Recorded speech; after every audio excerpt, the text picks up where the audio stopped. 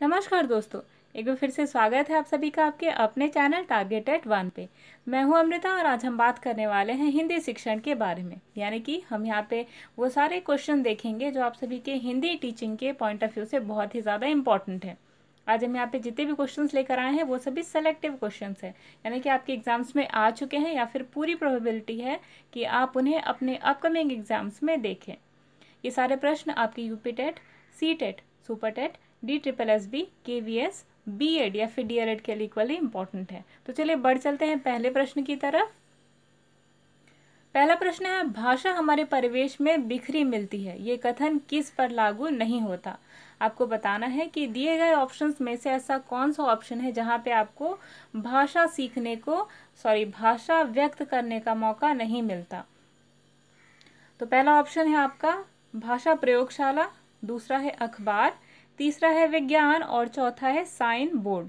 तो गाइज यहाँ पे आपको चीज़ ध्यान देनी है कि अखबार, विज्ञान और साइन बोर्ड ये तीनों ऐसी जगह हैं जहाँ पर आप कोई चीज़ सीखते हैं और आपको व्यक्त करने का मौका मिलता है। पर भाषा प्रयोगशाला में आप क्या करते हैं, भाषा पर प्रयोग करते हैं। आपने लैंग्वेज लैबोरेटरी के बारे में पढ़ा होगा, हमने पिछले प्रैक्टिस सेट में डिस्कस किया था कि एक लैंग्वेज लैब वो होती है जहाँ पे आप सभी को हेडफोन दिया जाता है। लैंग्वेज लैब के अंदर एक इंस्ट्रक्टर होता है जो आप सभी के एक्टिविटीज़ को मैनेज करते हैं और आप सभी के पास आपके खुद के सिस्टम होते हैं जिस पे आप लैंग्वेज को सीखते हैं। तो भाषा प्रयोगशाला है आपका करेक्ट आंसर, जहाँ पे आप भाषा को सीखते हैं। ठीक है ना, तो ये है आपका एक्यूरेट आंसर। अगले प्रश्न पे आते हैं, आप सस्वर पठन में अनिवार्यतः किस साहित्यिक विद्या का समर्थन करेंगे। आपको बताना है कि सस्वर पाठन में कौन से साहित्यिक विद्या का समर्थन अनिवार्य है।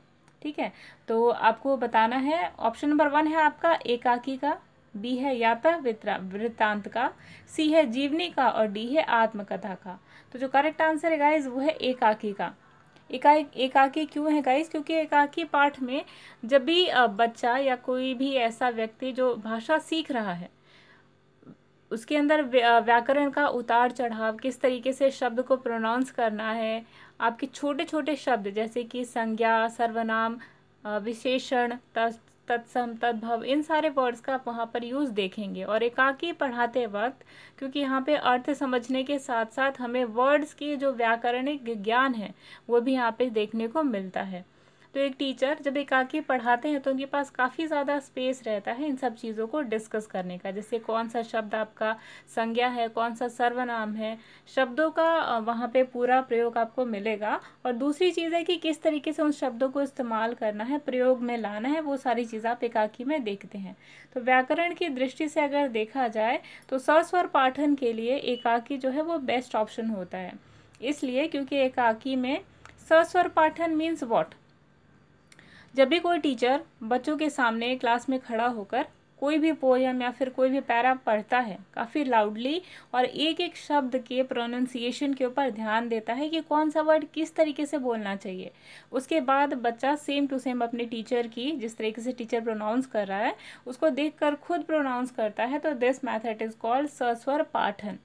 तो यहाँ पर बच्चे को लाउडली बोलना सिखाया जाता है ताकि बच्चा हर चीज़ को प्रोनाउंस, हर वर्ड को प्रोनाउंस करना सीखे, गति सीखे कि किस तरीके से वर्ड को बोलना है, कहाँ पे पंक्चुएशन यूज़ करना है, कहाँ पे कॉमा है, कहाँ पे क्वेश्चन मार्क है, कहाँ पे रुकना है। तो इन सारी चीज़ों को सिखाने के लिए एकाकी इज़ द बेस्ट ऑप्शन। अगले क्वेश्चन पे आते हैं, निम्नलिखित में से कौन सा श्रवण कौशल शिक्षण का उद्देश्य नहीं है। आपको बताना है कि श्रवण कौशल के जो ऑब्जेक्टिव्स होते हैं, जो उद्देश्य होते हैं, इनमें से कौन से नहीं है। ऑप्शन नंबर 1 है सुनकर अर्थ ग्रहण करने की योग्यता का विकास करना, बिल्कुल है, क्योंकि जब भी हम श्रवण कौशल की बात करते हैं तो श्रवण तभी अच्छा होगा माना जाएगा जब हम चीज़ को सुन रहे हैं और उसका अर्थ हम ग्रहण कर रहे हैं। बी, पूरी बात को सुनना, न कि वक्ता के कथन के सारांश को समझना। सी है शुद्ध सामग्री के विषय को भली भांति समझने की योग्यता उत्पन्न करना। और डी, किसी भी शुद्ध सामग्री को मनोयोग पूर्वक सुनने की प्रेरणा प्रदान करना। तो जो करेक्ट आंसर है गाइस ये है option number B. Option number B कह रहा है, ये देखिए सारे जो ऑप्शंस है यहाँ पे ये शो कर रहा है कि किस तरीके से आपको पहले चीज़ों को सुनना है। ठीक है ना, जो भी बोल रहा है, जो भी वक्ता है, उसकी बातों को सुनना है, फिर खुद के अंदर एक योग्यता विकसित करनी है अर्थ को समझने की, ठीक है ना। और आपको आपके अंदर एक मनोयोग पैदा करना है सुनने का, तो सुनने की स्किल डेवलप हो रही है, ठीक। सेकेंड थिंग इज़ कि आप यहाँ पर चीज़ों को प्रोनाउंस करने की या फिर समझने की कैपेबिलिटी डेवलप कर रहे हैं, ठीक है ना। तो 2 चीज़ें यहाँ पे हो रही हैं। लेकिन ऑप्शन नंबर बी एक ऐसा है जो कह रहा है कि वक्ता की बातों को सुनना है सिर्फ, और उसके अर्थ को ग्रहण नहीं करना, जो कि टोटली इनकरेक्ट हो जाता है। तो यहाँ पे जो करेक्ट आंसर है आपका वह ऑप्शन नंबर बी। अगले क्वेश्चन पे आते हैं। कहानियाँ बच्चों के भाषा विकास में किस प्रकार सहायक हैं? आपको बताना है कि जब हालांकि ये सब प्राथमिक कक्षा में या प्राथमिक विद्यालयों में चीज़ें देखने को मिलती है, तो किस तरीके से कहानियाँ जो हैं बच्चों के भाषा विकास में सहायक होती हैं, ये आपको बताना है। ऑप्शन नंबर 1 है भाषिक नियम ही सिखाती हैं। बी है बच्चों के खाली समय का सदुपयोग करने में मदद करती हैं। सी है ये पाठ्य पुस्तक का सबसे महत्वपूर्ण हिस्सा है। या फिर डी ये बच्चों की कल्पना शक्ति, सृजनात्मकता और चिंतन को बढ़ावा देती है। तो जो करेक्ट आंसर है गाइज ये है ऑप्शन नंबर डी। ये करेक्ट क्यों है गाइज? ऐसा इसलिए है क्योंकि जब भी आप बच्चों को कहानी सुनाते हैं तो बच्चे को आपने फॉर एग्जांपल एक कैरेक्टर के बारे में बताया कि एक राजकुमारी है जिसके साथ ऐसी ऐसी कंडीशंस होती हैं, तो बच्चा वहाँ पे इमेजिन करता है कि हाँ एक राजकुमारी है, एक परी उसको मिलती है, उसके लिए अच्छी चीज़ें अरेंज करती हैं। तो यहाँ पे बच्चे की कल्पना शक्ति डेवलप हुई। दूसरा, सृजनात्मकता डेवलप कैसे होती है? बच्चे ने सोचा कि परी आई और उसने जो राजकुमारी थी उसको अच्छे अच्छे शूज़ दिए या अच्छी ड्रेस दी, तो सोचने लगेगा कि हाँ इस टाइप के शूज़ होने चाहिए, इस टाइप की ड्रेस होनी चाहिए। तो यहाँ पे क्रिएटिविटी यानी कि सृजनात्मकता भी बढ़ी। तीसरी चीज़ है चिंतन। चिंतन कैसे बढ़ा? राजकुमारी किसी मुसीबत में फंस गई, ठीक है, और उससे उभरने के लिए जब टीचर पूछता है कि हाँ टीचर कि जो राजकुमारी है ऐसी कंडीशन में फंस गई है, ठीक है ना, यानी कि मुसीबत में पड़ी, अब उसको कैसे बाहर निकालना चाहिए, तो बच्चे का वहाँ पे चिंतन कौशल भी डेवलप होता है। तो कहानी जो है कहने के लिए सिर्फ एक कहानी है गाइज, लेकिन एक टीचर इस कहानी को भी किस तरीके से यूजफुल बना देता है, ये एक अच्छी टीचर की पहचान होती है, और यही स्किल होती है जो टीचर को वहाँ पे सीखना होता है एज अ प्राइमरी टीचर। अगले क्वेश्चन पे आते हैं। यदि छात्र की डैश इंद्रियों में दोष है तो वह न भाषा सीख सकता है और न ही अपने मनोभावों को अभिव्यक्त कर सकता है। आपको बताना है कि ऐसी कौन सी इंद्रिय है जिसमें अगर दोष हो तो वो भाषा सीखने में उसे काफ़ी ज़्यादा कठिनाई होती है। ऑप्शन नंबर 1 है पठन, बी है श्रवण, सी है दृश्य और डी है इनमें से कोई नहीं। तो जो करेक्ट आंसर है गाइज वो है श्रवण। ऐसा क्यों है? ऐसा इसलिए है गाइज क्योंकि सबसे पहला आपको पता होगा कि भाषा जो है उसका विकास के लिए एक ऐसा माहौल चाहिए होता है जहाँ पर कि भाषा विकसित हो सके, जहाँ पे हम भाषा के अंदर एक्सप्लोर कर सके, ठीक है। फॉर एग्जांपल एक ऐसा बच्चा है, 2 बच्चे आप देख लीजिए, एक ए है और एक दूसरा बी है, ठीक है। ए बच्चा ऐसा है जिसके पापा वर्किंग है, मम्मी वर्किंग है, बच्चा मेड के साथ में रहता है, यानी कि घर में जो दाई है उसके साथ में रहता है, और दाई हमेशा काम में बिजी रहती है, बच्चे से बात नहीं करती हैं। वहीं दूसरी तरफ एक ऐसा बच्चा जिसके घर में दादा दादी हैं, मम्मी पापा है, अंकल आंटी हैं, ठीक है, तो ये बच्चा दिन भर उन सब की बातें सुनेगा जो कि उन सब के पास उस बच्चे के सराउंडिंग में बोल रहे हैं, ठीक। तो इस बच्चे की जो भाषा है उतनी डेवलप नहीं होगी क्योंकि उसको बिल्कुल भी सुनने को ही नहीं मिल रहा कि लोग क्या बोल रहे हैं और किस तरीके से उसको वर्ड्स को बोलना चाहिए। लेकिन ये जो बी बच्चा है इसके आसपास सभी जो उसके एल्डर्स हैं, उसके अंकल आंटी, उसके दादा दादी किस तरीके से वर्ड को प्रोनाउंस कर रहे हैं, कैसे बोल रहे हैं, तो इसका जो है भाषा का विकास पहले होगा बजाय इसके। तो यही होता है श्रवण कौशल का फ़ायदा, यानी कि श्रवण कौशल के द्वारा सबसे पहले बच्चा सीखता है कि किसी वर्ड्स को किस तरीके से सुनते हैं और उसके बाद बिल्कुल उसी तरीके से प्रोनाउंस करता है, और किस तरीके से वर्ड को कहाँ पर यूज़ करना है वो भी बच्चा श्रवण कौशल के द्वारा सुनता है। तो यहाँ पे ध्यान देने वाली बात यह है कि जो श्रवण कौशल है वो बेस्ट ऑप्शन माना जाता है किसी भी शिक्षा को, किसी भी भाषा को सीखने के लिए। अगले क्वेश्चन पे आते हैं। व्याकरण व्यावहारिक और सैद्धांतिक होता है, इस कथन से आप क्या समझते हैं, या फिर आप सहमत हैं या नहीं, आपको बताना है। ऑप्शन नंबर 1 है सहमत नहीं है, बी पूर्णतः सहमत है, सी बिल्कुल सहमत नहीं है, या फिर डी सहमत है और नहीं भी। तो जो करेक्ट आंसर है गाइज ये है आप पूर्णतः सहमत हैं। क्यों सहमत है गाइज? क्योंकि आपको एक चीज़ यहाँ पे ध्यान में देना है कि व्याकरणिक जो व्याकरण है वो व्यवहारिक है। कैसे व्यवहारिक है? क्योंकि आप ये जो डे टू डे लाइफ में जो सेंटेंसेस यूज़ करते हैं, फॉर एग्जांपल हम यहाँ पे जो कॉन्वर्जेशन कर रहे हैं, ठीक है, वहाँ पर हम ये जो वर्ड्स यूज़ कर रहे हैं, ये जो सेंटेंसेस यूज़ कर रहे हैं, ये व्यवहार में है हमारे, क्योंकि हम कुछ भी चीज़ जो व्यक्त करते हैं उसके लिए भाषा का यूज़ होता है, ठीक है। तो ये हमारे व्यवहार में पहले से ही है, ठीक। सैद्धांतिक कैसे है, क्योंकि कोई भी भाषा सीखने में आपको कुछ सिद्धांत सीखने होते हैं कि आपको नाउन कहाँ पे यूज़ करना है, ठीक है, विशेषण कहाँ पे यूज़ करना है, कहाँ पे रुकना है, किस बात पे ज़्यादा फोकस करना है, ठीक है ना, और जो वर्ड है कहाँ पे किस तरीके से आपको प्रेजेंट करना है, that is also a principle, यानी कि सिद्धांत। तो यहाँ पे बिल्कुल आपको बिल्कुल सहमत है, क्योंकि व्यवहारिक भी है और सैद्धांतिक भी है। भाषा को आप अपने व्यवहार में भी यूज़ करते हैं और उसके नियमों को पढ़ने के लिए कुछ सिद्धांत भी यूज़ होते हैं। अगले क्वेश्चन पे आते हैं। बच्चों की मौखिक अभिव्यक्ति का विकास करने के लिए सबसे कम प्रभावी तरीका कौन सा है? यानी कि एज अ टीचर अगर आप बच्चे की मौखिक यानी कि जो स्पीकिंग स्किल है उसको डेवलप करना चाहते हैं, तो आप कौन सा तरीका जो सबसे वर्स्ट या सबसे लास्ट में अपनाएंगे? तो सबसे पहला ऑप्शन है आपका संवाद अदायगी, ठीक है। दूसरा है व्याकरण आधारित संरचना अभ्यास। तीसरा है अपने अनुभव का वर्णन, और डी है बातचीत करना। तो जो करेक्ट आंसर है गाइज, जब भी आप बात की जा रही है यहाँ पे मौखिक अभिव्यक्ति का विकास करने की, तो मौखिक अभिव्यक्ति तभी बहुत ज़्यादा डेवलप होगी जब बातचीत होगी, ठीक है ना। तो जो अभी हमने कहा था कि श्रवण कौशल जो होता है बेस्ट ऑप्शन माना जाता है किसी भी भाषा को सीखने के लिए, ठीक। जब एक बच्चा, अभी हमने बात करा था बी बच्चा, जो कि जिसके सराउंडिंग में काफ़ी सारे लोग हैं और वो अलग अलग सेंटेंसेस यूज़ करते हैं, तो बच्चे का जो एक माहौल मिला बच्चे को वर्ड सीखने का, तो वही चीज़ है कि यहाँ पर भी अप्लाई होती है कि बातचीत जो होती है बच्चा किस तरीके से सुन रहा है, ठीक है, उस सुन के किस तरीके से अपनी बातों को प्रेजेंट कर रहा है, तो ये जो चीज़ होती है वो बेस्ट मानी जाती है किसके लिए? भाषा की अभिव्यक्ति के लिए। लेकिन यहाँ पे गाइस आपको ध्यान देना है कि क्वेश्चन आपसे पूछ रहा है मौखिक अभिव्यक्ति का विकास करने के लिए सबसे कम प्रभावी तरीका, ठीक है। तो अभी हमने बात करी बातचीत करना सबसे बेस्ट मेथड होता है, लेकिन यहाँ पे आपसे पूछ रहा है कम ऐसा तरीका जो कम प्रभावी होता है, तो वो ऑप्शन है आपका बी, यानी कि व्याकरण आधारित संरचना अभ्यास। अब आप सोचेंगे कि इसमें तो व्याकरण आधारित संरचना का अभ्यास करें, तो यहाँ पे कम प्रभावी तरीका कैसे है? फॉर एग्जाम्पल आपसे आपको बोला गया कि संज्ञा की आप डेफिनेशन याद कर लीजिए, कुछ एक एग्जाम्पल दे दीजिए, ठीक है। तो फिर आपने करेक्टली एक डेफिनेशन कि किसी व्यक्ति, वस्तु या स्थान का नाम। अच्छा, जब आपको प्रयोग करने को हुआ तो आपने अपने सेंटेंसेस में यूज़ करा कि मुझे एक पेन चाहिए, तो यहाँ पे पेन जो है या जो कलम है आपकी वो क्या है? नाउन है, यानी कि संज्ञा। तो यहाँ पर जो आपने रटा वो चीज़ उससे कहीं ज़्यादा बेटर है जो आप बोल कर सीख रहे हैं, ठीक है। तो यहाँ पे किसी भी चीज़ को करके देखना, हमने हमेशा पढ़ा है साइकोलॉजी में कि किसी भी चीज़ को जब आप सीखते हैं तो वो तभी ज़्यादा बेटर वे में सीख पाते हैं जब आप खुद करते हैं, यानी कि करके सीखना। किसी चीज़ को देख कर आप सीखते हैं दैट इज़ ओके, सुनकर सीखते हैं दैट इज़ ओके, पर बेस्ट वे तब होता है जब आप उसको करते हैं। तो यहाँ पे जस्ट अभ्यास करने की बात करी जा रही है, तो ये जो ऑप्शन है आपका करेक्ट है। और सबसे कम प्रभावी तरीका होता है भाषा को विकसित करने का, जबकि भाषा विकसित करने का सबसे अच्छा तरीका होता है बातचीत करना।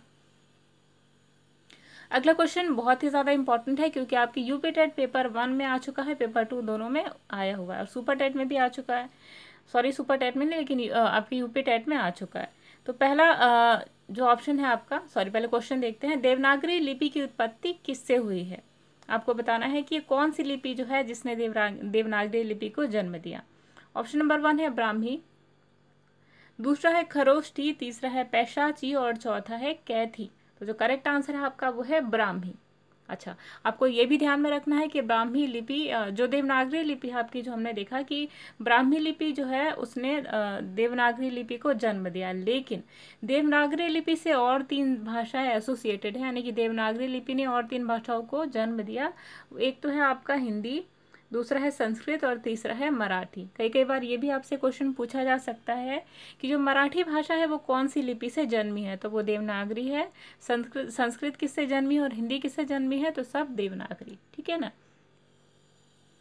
अगला प्रश्न है, भाषा सीखने के लिए व्याकरण उद्देश्य नहीं है, यानी कि जब आप भाषा सीखते हैं तो उसके लिए व्याकरणिक उद्देश्य क्या नहीं है आपको बताना है। ऑप्शन नंबर 1 है विद्यार्थियों को शुद्ध भाषा का प्रयोग सिखाना, बी विद्यार्थियों को विविध ध्वनियों के बारे में ज्ञान देना। सी, विद्यार्थियों की रचना और सृजनात्मक प्रवृत्ति का विकास करना। और डी है वैज्ञानिक दृष्टिकोण का विकास नहीं करना। तो गाइस जो सबसे करेक्ट आंसर है आपका वो है लास्ट, यानी कि वैज्ञानिक दृष्टिकोण का विकास नहीं करना। तो ये सबसे एक्यूरेट आंसर है, क्योंकि जब हम एक भाषा सीखते हैं, ठीक है, जब हम एज ए टीचर जब अपने स्टूडेंट को सिखाते हैं तो वहाँ पर जो वैज्ञानिक दृष्टिकोण है वो भी विकसित करना होता है, साथ ही साथ शुद्ध उच्चारण के ध्वनियों के विविध प्रयोग को सृजनात्मकता की प्रवृत्ति का विकास करने के साथ साथ वैज्ञानिक दृष्टिकोण भी डेवलप करना होता है।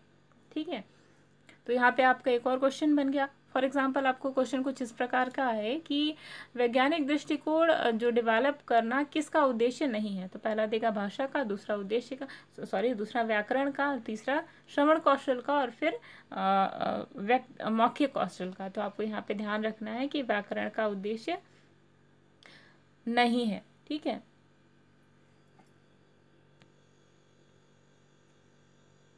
अगला क्वेश्चन है निबंध रचना में इसके दो गुणों कला पक्ष एवं भाव पक्ष का ध्यान रखा जाता है।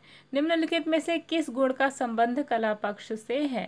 तो जो करेक्ट आंसर है गाइस वो है ऑप्शन नंबर 1 है रचना की सरलता तथा सजीवता, बी है प्रभावोत्पादकता, सी है कल्पना प्रवणता, और डी है मौलिकता। तो जो करेक्ट आंसर है आपका वो है रचना की सरलता तथा सजीवता। अच्छा, आपको ध्यान में रखना है कि जब भी हम निबंध लिखते हैं, ठीक है, या निबंध की जब रचना करी जाती है तो निबंध भी दो प्रकार के होते हैं। एक भावात्मक निबंध होता है और दूसरा होता है आपका कलात्मक निबंध। तो अगर भावात्मक जो पक्ष है निबंध के अंदर मजबूत है तो आपको उसमें भाव नजर आएंगे। जैसे अपने देश के बारे में लिखना है, ठीक है, देशभक्ति के बारे में लिखना है, तो वहाँ पे आपको भावात्मक पक्ष दिखाई देगा। लेकिन कलात्मक पक्ष कब दिखाई देता है, जब आप किसी शैली के बारे में लिखते हैं। फॉर एग्जाम्पल आपने दक्षिण भारत की द्रविड़ शैली के बारे में लिखा तो वहाँ पे आपका कलात्मक पक्ष दिखेगा। ठीक है, लेकिन भावात्मक पक्ष कहाँ दिखेगा, जैसे कि आपको माँ के बारे में लिखना हो, ठीक है ना, तो जो भाव से जुड़ा होता है वो है आपका भावात्मक पक्ष, और जो कला से जुड़ा होता है वो आपका कलात्मक पक्ष। अगले क्वेश्चन पे आते हैं। प्राथमिक स्तर पर आप कहानियों कविताओं में किस पक्ष को सबसे ज़्यादा मजबूत मानते हैं। यानी कि जब आप प्राथमिक स्तर पे बच्चों को कहानियाँ सुनाते हैं, कविताएं पढ़ के सुनाते हैं, तो आपके एज ए टीचर आप बच्चे का कौन सा पक्ष मजबूत कर रहे होते हैं। पहला है प्रत्यक्ष उपदेशात्मक, बी है कहानियां कविताओं का व्याकरणिक नियमों की जानकारी की दृष्टि से समृद्ध होना, सी घटनाओं शहरों पदों में दोहराव, और डी है प्रतिष्ठित लेखकों की कहानियां कविताएं बच्चों को पढ़ाई जाए। तो जो करेक्ट आंसर है गाइज, क्योंकि बच्चा छोटा है, अभी प्राइमरी में है, तो उसको व्याकरणिक नियम की उतनी जानकारी नहीं दी जाती। हाँ, थोड़ा बहुत सिखाया जाता है कि आपके जो छोटे छोटे वर्ड्स हैं, जैसे कि संज्ञा सर्वनाम, ये क्या है, किस तरीके से उनका प्रयोग करना है, ये सिखाया जाता है। लेकिन बच्चों का जो बेसिक होता है यहाँ पे वो ध्यान दिया जाता है बच्चों के मौखिक कौशल को डेवलप करना, ताकि बच्चा चीज़ों को पढ़े, समझे, प्रोनाउंस करे। तो प्राइमरी क्लासेस में हालांकि ये चीज़ें ज़्यादा इंपॉर्टेंट दी जाती हैं। और व्याकरणिक पक्ष, और अगर कोई ऑप्शन ऐसा आता है जहाँ पे लिखा होता है कि प्रतिष्ठित लेखकों की कहानियों को पढ़ना और साथ ही साथ व्याकरणिक नियम की जानकारी भी देना, तो आपको वो ऑप्शन क्लिक करना है। लेकिन फिलहाल यहाँ पे जो करेक्ट आंसर है आपका वो है बच्चे को प्रतिष्ठित लेखकों की कहानियां कविताएं बच्चों को पढ़ाई जाए। अगले प्रश्न पे आते हैं। व्याकरण की शिक्षा स्वतंत्र रूप से न देकर साहित्य की प्रतिष्ठित विद्वानों की रचनाएं पढ़ाई जाएं, ये किस विधि के अंतर्गत आता है। बहुत ही ज़्यादा इंपॉर्टेंट क्वेश्चन है। पूरी उम्मीद है कि आपको यूपी टेट पेपर 2 या फिर सुपर टेट में देखने को मिले, क्योंकि इस टाइप के क्वेश्चन बहुत ही कम देखने को मिलते हैं और बहुत ही ज़्यादा इंपॉर्टेंट होते हैं। तो जो करेक्ट पहला ऑप्शन है आपका व्याकरण शिक्षण प्रक्रिया, बी है खेल विधि, सी है प्रयोग विधि, और डी है सामवाय विधि। तो जो करेक्ट आंसर है गाइज आपका वो है सामवाय विधि।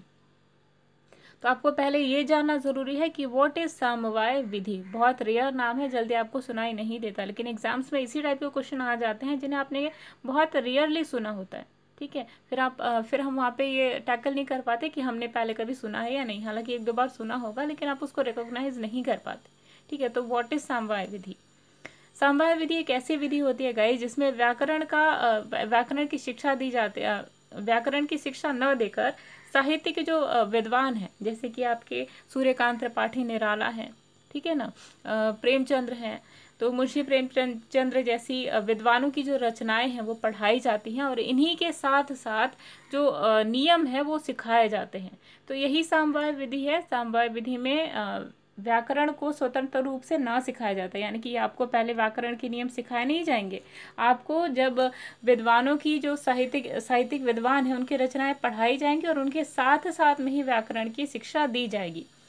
तो स्वतंत्र रूप से व्याकरण शिक्षा तो दी जा रही है, लेकिन स्वतंत्र रूप से नहीं दी जा रही। कैसे दी जा रही है?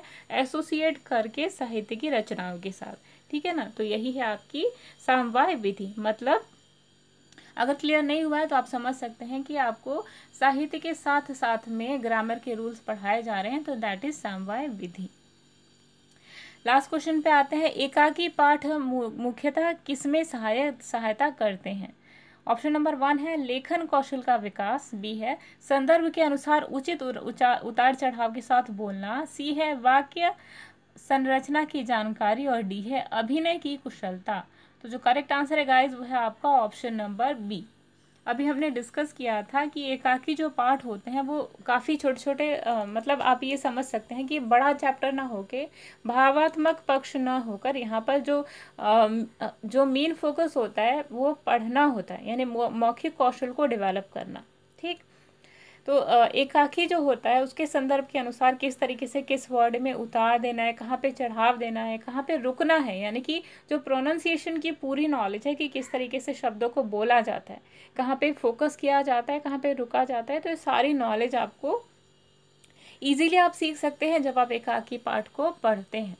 तो गाइज यहाँ पे ख़त्म होती है हमारी आज की इम्पॉर्टेंट क्वेश्चन आंसर की सीरीज़। आई होप आप सभी ने एंजॉय करा होगा और काफ़ी ज़्यादा नॉलेज भी आपको यहाँ से मिली होगी। फिर भी अगर कोई त्रुटि रह जाती है तो प्लीज़ हमारे कमेंट बॉक्स में ज़रूर लिखें, और अगर आपको वीडियो अच्छी लगती है तो प्लीज़ हमारी हौसला अफजाई करने के लिए कमेंट बॉक्स में ज़रूर अपनी प्रतिक्रिया दें। और अगर आप वीडियो फर्स्ट टाइम देख रहे हैं तो प्लीज़ हमारे चैनल को सब्सक्राइब करना ना भूलें, और अगर आपने हमारा चैनल सब्सक्राइब कर लिया है तो प्लीज़ नोटिफिकेशन बेल को दबाएं ताकि आप हमारे द्वारा दी गई लेटेस्ट अपडेट को अपने चैनल में देख सकें। तब तक के लिए अमृता को दीजिए इजाज़त। मिलते हैं एक और नॉलेजेबल और कॉन्सेप्चुअल वीडियोज़ में, तब तक के लिए बाय बाय।